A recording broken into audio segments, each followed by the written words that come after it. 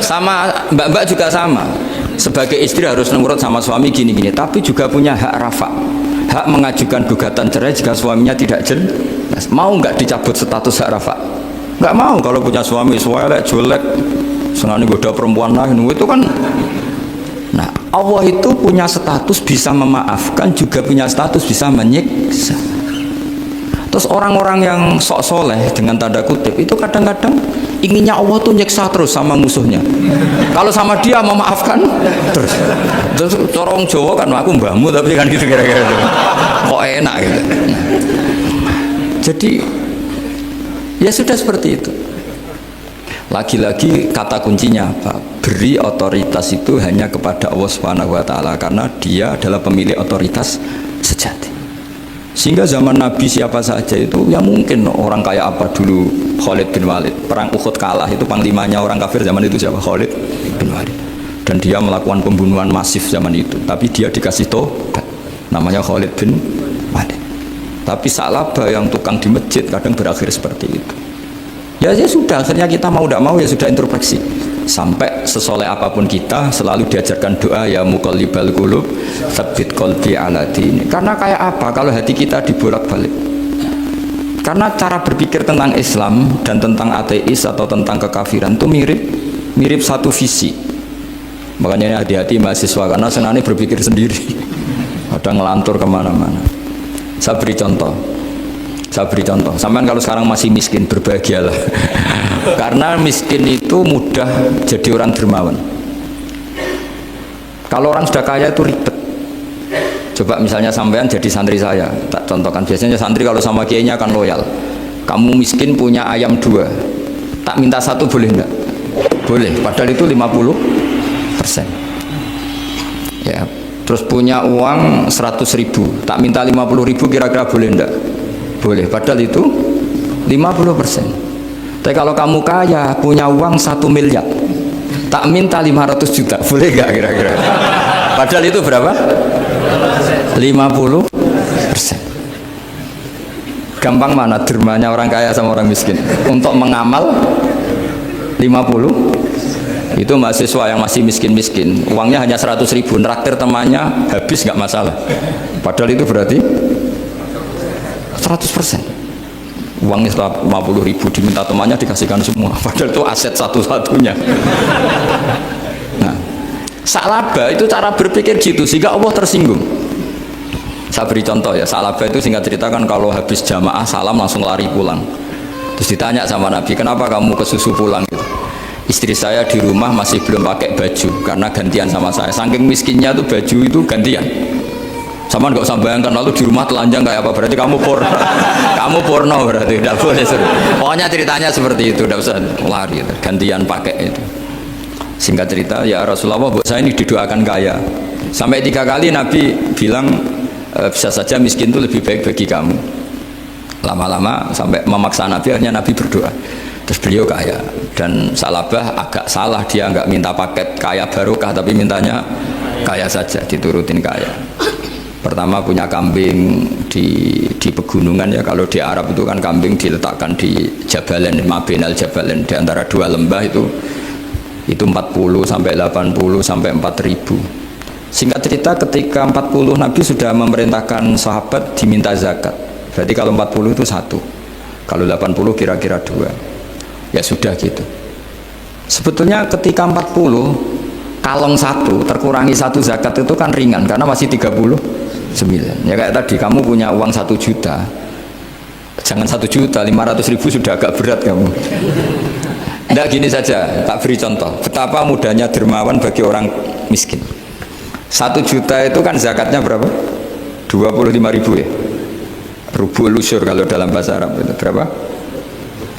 Kalau bahasa kampus kan berapa? 2%, 2,5 ya, 2,5. Itu bahasa keliru sebetulnya. Sama ikut saya saja. Saya itu berkali-kali saya pernah nggarap matematika, cepet-cepetan biar pakar matematika itu mesti cepet saya. Karena saya ini agak bedui. Orang bedui itu cara berpikir itu lebih gampang. Jadi kalau orang Arab, tak ajarin matematika Arab ya, itu nggak ada porogapit. Jadi begini cara berpikir orang Arab itu berpikir bertahap. Ya kalau 2,5 itu kalau orang Arab bilang rubul usyur apa? rubu'ul usyur, seperempat dari sepersepuluh. Jadi kalau orang Arab berpikir bertahap. Jadi misalnya 1 juta, sepersepuluhnya berapa? 100.000. Terus seperempatnya berapa? 25.000. Jadi disebut rubu'ul usyur, seperempat dari sepersepuluh. Jadi 1 miliar, cari sepersepuluhnya dulu, 100 juta. Terus seperempatnya, sehingga nggak usah porogapit ruwet. Jadi orang Arab kalau bilang 1/10 sama 1/20 itu tidak bisa, karena nanti tidak ada porogapit. Orang Arab bilang al usyur atau nisful usyur. Misalnya zakatnya apa itu zuru, berarti 100, 1/10-nya berapa? 10.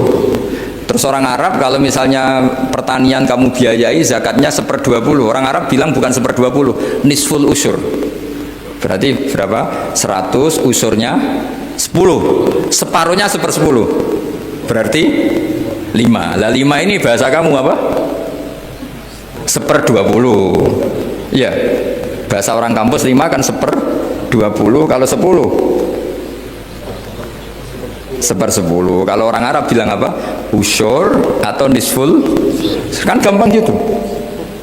Ya saya ulang lagi ya, berarti kalau 1/10-nya 1 juta, usurnya berapa? 100. Nisful usur 50. Ya, gampang mana matematika Arab sama matematika ini sama? Daripada sama dia porogaf itu pusing saya lihat itu. Ya sudah gitu aja, pokoknya diusurkan semua. Orang Arab kalau bilang tuh diusurkan semua, berarti 1 juta. Misalnya zakat mal kan 2,5, berarti 1 juta usur dulu, berarti 100.000. Lah zakatnya itu rubul usur, 1/4 dari 1/10. Ya di 1/10 dulu, berarti 100. Habis itu rubul usur, 1/4 dari 1/10, berarti jadi gampang aja, 1 juta tulis saja langsung 100.000 usur, terus 1/4-nya 25. Gampang mana? Gampang lagi pakai kalkulator. Nah sekarang begini, kira-kira kalau kamu punya uang 1 juta diminta zakat 25.000, enteng nggak? Enteng. Biasa kan kita punya uang 1 juta naktir teman sampai habis 100.000, 200, enteng. Tapi kalau sudah 10 juta 10 juta berarti rubul usurnya berapa?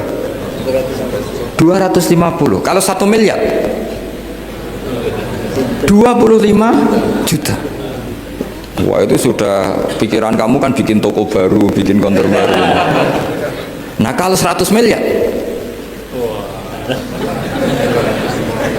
berapa? 200. Nah sak labah ini ketika dimintai zakat ketika 40 enggak, masih kambing 40 enggak mau, 80 enggak mau, sampai hampir 4.000. Kalau 4.000 bisanya digawe rata-rata 51 aja, digawe bulat ya. Berapa sebenarnya? Per 1.000 kan 20. Ya kan? Per 1.000 kambing kalau dipakai 50 saja, per 1.000 kambing berapa? 20 kan? 20. Kalau 4.000 80. Kira-kira itu misalnya dipakai 50, apalagi itu 40 lebih banyak lagi. Akhirnya ngomentari sahabat yang disuruh Nabi ngambil zakat, wah ini tidak zakat, pemerasan, karena jumlahnya sudah signifikan. Maka kalau kamu ingin dermawan sekarang itu bisa dermawan 50%. Itu punya 2 ayam kurus lagi.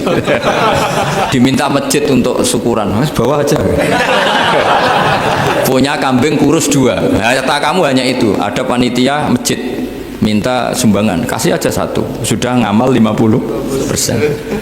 Tapi kalau punya sapi limusin 2 yang per 1 harganya 70 juta, kalau diminta 1 kan nilainya tetap 50%. Gampang mana orang miskin sama orang kaya ngamal? Orang miskin. Terus kedua hebatnya orang miskin itu kalau ngamal itu dramatis. Betul itu. Jadi makanya kenapa Nabi suka orang miskin. Loh, saya pernah ditanya, saya ini punya teman yang kaya raya, dia biasa ngamal 1 miliar 2 miliar, Dia nggak terima sama fatwa saya, Gus kenapa Anda masih muji orang miskin? Ngamalnya tuh banyak saya sekali ngamal bisa 1,5 miliar. Tapi kata saya, ngamal kamu itu tidak dramatis, nggak seru kata saya. Terus dia tanya, kok bisa Gus? Dia orang kaya, paling ngamal 1 miliar untuk bangun masjid, 1 miliar, setengah miliar bangun pondok, setengah miliar. Tapi kalau orang miskin, misalnya tukang beca, orang miskin kan pasti kawannya orang miskin. Kan nggak mungkin orang miskin utang Abu Rizal Bakri, utang Yusuf Kala, kan nggak mungkin. Kenal saja ndak. Orang miskin kan utangnya sesama orang miskin. Itu pasti itu kan hukum sosial itu. Nah ternyata itu apa? Hari itu anaknya ndak makan, hari itu istrinya mau kelahiran. Utang sesama miskin, diutangi 50.000. Tapi uang ini dramatis, kalau hari itu nggak makan mati. Artinya apa? Ada orang ngamal 1 miliar untuk bangunan, kadang aksesoris, yang satu ngutangi 50.000 tapi taruhannya nyawa. Nah sekarang menyelamatkan nyawa sama bangunan keren mana? Maka berbahagialah orang miskin, karena komunitas mereka ini utang piutang urusan apa? Nyawa. Jadi ini lebih dramatis ya, lebih dramatis, lebih keren. Loh, makanya utang piutang orang miskin itu paling diabadikan Quran karena lebih keren, lebih keren. Karena nyawa apa? Loh, saya ini kan termasuk kecil sudah kiai agak keren, sudah kiai agak mapan. Itu kalau orang-orang kaya nawarin saya paling Gus nggak ganti mobil, nggak ganti aksesoris mobil itu nggak keren.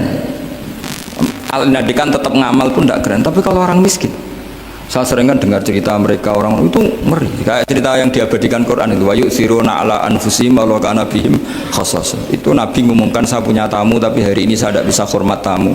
Ada sahabat yang usul saya, ya Rasulullah, perlu dicatat dulu di Arab tuh nggak ada warung, nggak ada GoFood, nggak bisa kamu pesen online terus, mana nanti delivery gitu nggak bisa.